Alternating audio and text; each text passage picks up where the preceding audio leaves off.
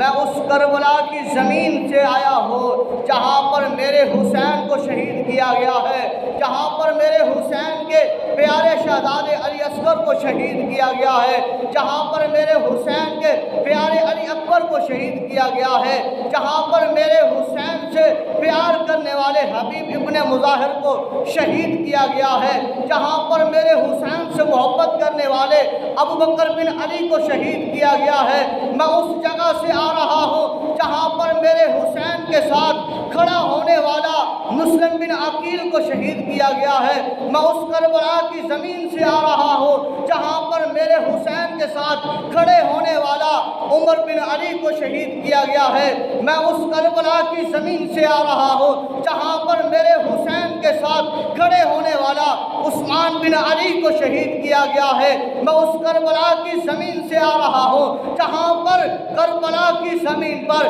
میرے حسین کا ساتھ دینے والا عباس بن علی کو شہید کیا گیا ہے۔ میں اس کربلا کی زمین سے آ رہا ہوں جہاں پر میرے حسین کا ساتھ دینے والا حر کو شہید کیا گیا ہے، اون و محمد کو شہید کیا گیا ہے، زینب کی جو ہے وہ پیاری پیاری لاڈلی لاڈلی اداؤں کو جو ہے وہ تار تار کیا گیا ہے۔ میں اس زمین سے آ رہا ہوں، صبح سے میں اس حسین کا اور اس حسین سے محبت کرنے والوں کا اور اس حسین سے نکلنے والے خون کے قطرات کا میں نے معائنہ بھی کیا ہے اور ان کو میں نے اس شیشی میں جمع بھی کیا ہے۔ حضرت عبداللہ بن عباس فرماتے ہیں، لوگوں میری آنکھوں سے آنسو بہہ آئے اور میں روتے روتے اٹھا اور میں نے وہ لمحہ وہ وقت میں نے نوٹ کر لیا۔ فرمایا جب وہ وقت آیا،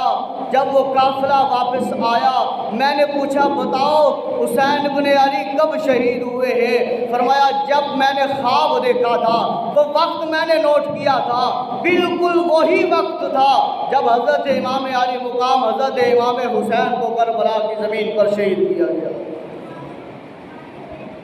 تو یہاں پر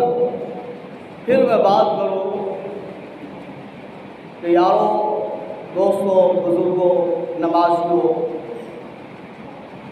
اللہ اور اس کے رسول سے محبت کرنے والوں، اہل بیت سے محبت کرنے والوں، اس کے اصحاب سے محبت کرنے والوں، سنو، یہ چیز ذہن نشین رکھ لیں کہ حضرت امام علی مقام حضرت امام حسین رضی اللہ تعالیٰ عنہ نے اپنی عزت کی خاطر اپنی جوانی کو قربان نہیں کیا۔ حضرت امام علی مقام حضرت امام حسین رضی اللہ تعالیٰ عنہ نے